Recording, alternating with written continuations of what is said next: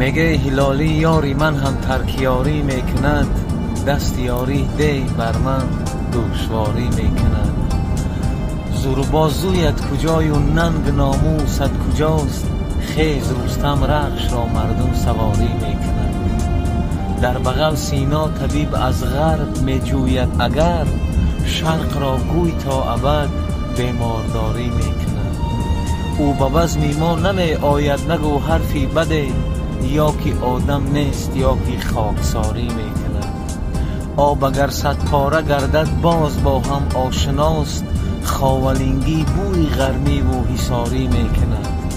دل سیاهان جهان ما را سیاه دل کرده اند، چشم خیرندهش بینگر بیقراری میکند.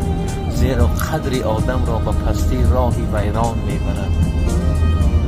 آخر قدر آدم را به پستی راهی ویران میبرد. موج دریا ماهی را آخر به پایان میبرد. راسته میگردد کسی در صحنه دارالبقا، آن که از دارول برآید ذره ایمان میبرد. غافلا را گوی که جنت به دروازه نیست، هر کی را گر جنت برد البته دربان میبرد. صبح تا شامگاهان خاطر پریشانم چرا، شب اگر خوابم برد خوابی پریشان میبرد.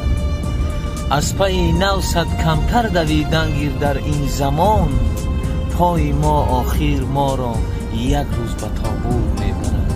خیرتمند شود زندان حیف است، نشستن با دروغگویان حیف است. جوانی که ندارد علم و دانش، جوانی با چنین مردان حیف است.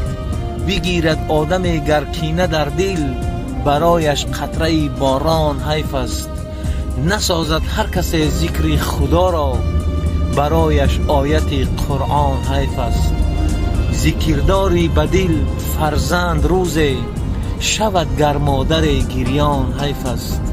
مگو ای شاد زمان پند به ما داد، نصیحت بر آدمی نادان حیف است.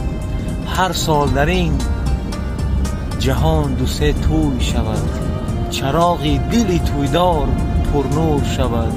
شادی و خرسندی بسیار شود، از زنجان کم بغل سخنگوی شود. زنده باشه.